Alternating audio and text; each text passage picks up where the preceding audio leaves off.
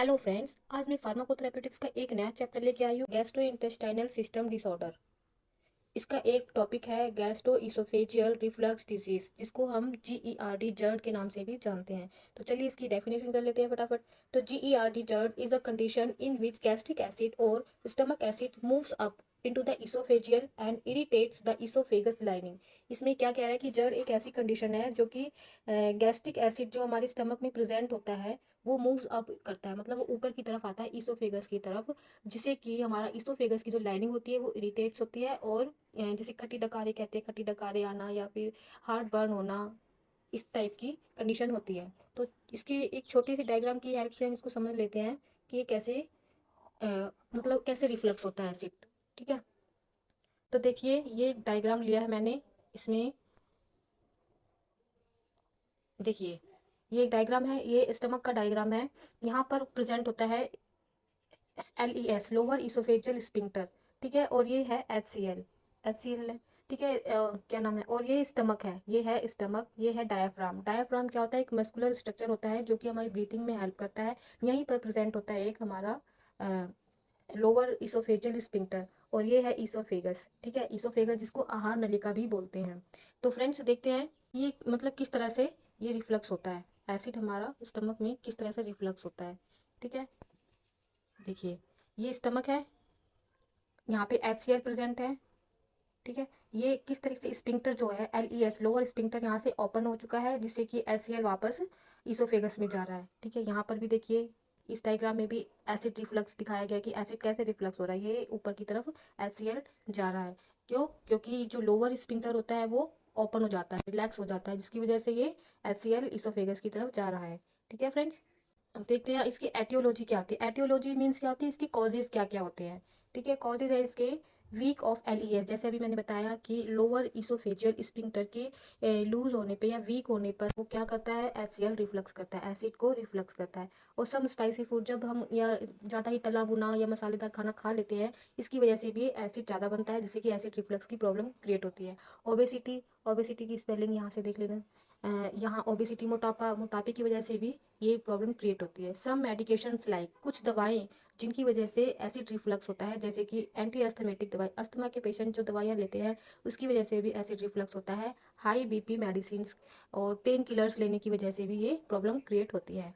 और इसका पैथोजेनेसिस देख लेते हैं। पैथोजेनेसिस मीन्स ये बीमारी हमारे शरीर में कैसे ग्रो करती है। ठीक है फ्रेंड्स, तो देखते हैं इसोफेजियल हाइपर सेंसिटिविटी और due to etiology. Esophageal hyper sensitivity मतलब इसकी वजह से, और कुछ जो हमने अभी एटियोलॉजीज पढ़ी है उसकी वजह से ये क्रिएट होता है। फिर क्या करता है, ये इन्फ्लामेशन करता है, इन्फ्लामेशन करने की वजह से इन्फ्लामेशन करता है ड्यू टू साइटोकाइंस। फिर चेंज इन इसोफेजियल सेंसिटिविटी, जो इसोफेगस की सेंसिटिविटी होती है उसको चेंज करता है। फिर क्या होता है, weakness relax of LES, weakness मतलब वीक हो जाता है और रिलैक्स कर जाता है लोअर इसोफेजियल स्पिंक्टर, जो कि जर्ड को क्रिएट करता है। क्लिनिकल मैनिफेस्टेशन, इसके सिम्टम्स क्या क्या होते हैं। ठीक है, हार्ट बर्न, चेस्ट पेन होता है, बैड ब्रेथ, मुंह से गंदी बदबू आती है, डिफिकल्टी इन स्वेलोइंग, कुछ भी हम निगलते हैं उसमें परेशानी आती है, डिफिकल्टी आती है, sensation in lump in the throat. Okay, तो इसके कुछ नॉन फार्माकोलॉजिकल मैनेजमेंट देख लेते हैं। नॉन फार्माकोलॉजिकल मैनेजमेंट में to avoid food which include gastric acidity, ऐसे खाना, ऐसे मील्स, ऐसे भोजन को हमें अवॉइड करना चाहिए जो कि गैस्ट्रिक एसिड को बढ़ावा देते हैं।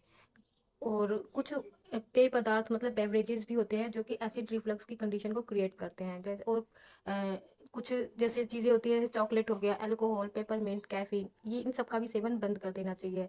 और avoid meals that slow down peristaltic movement, और ऐसे खाने को, ऐसे भोजन को हमें अवॉइड करना चाहिए जो कि पेरिस्टैटिक मूवमेंट को कम करती हैं, स्लो डाउन करती हैं। ओके, और अवॉइड हैवी मील, ज़्यादा खाना नहीं खाना चाहिए एक बार में। Avoid smoking, lay not laying down after meal, खाना खाने के तुरंत बाद नहीं लेटना चाहिए। और हमें, अगर आप मोटे हो या मोटापा है, ओबेसिटी है, तो आपको अपना लूज वेट करना चाहिए।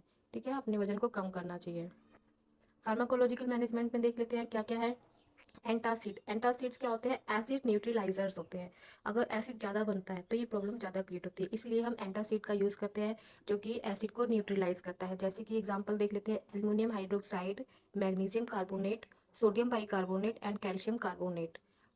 H2 receptor blocker. H2 receptor blocker कैसे काम करते हैं? ये एसिड सिक्रेशन को इनहिबिट करते हैं। एग्जांपल्स हैं सिमेटेडिन and ranitidine and PPI. Third number पे पीपीआई है। पीपीआई में देख लेते हैं proton pump inhibitor. Proton pump का काम होता है कि एसिड को सिक्रेट करना। तो ये जो मेडिसिन हम लेते हैं ये क्या करते हैं? इसके सिक्रेशन को इनहिबिट कर देता है, जैसे कि ओमिप्राजोल एंड पेंटोप्राजोल। पैक्लोफेन हो गया, it reduces and relaxes of LES. ये जो हमारा लोअर इसोफेजियस स्पिंक्टर होता है इसको रिलैक्स होने से रोकता है। Prokinetic drugs. Prokinetic drugs it helps in emptying the stomach fast.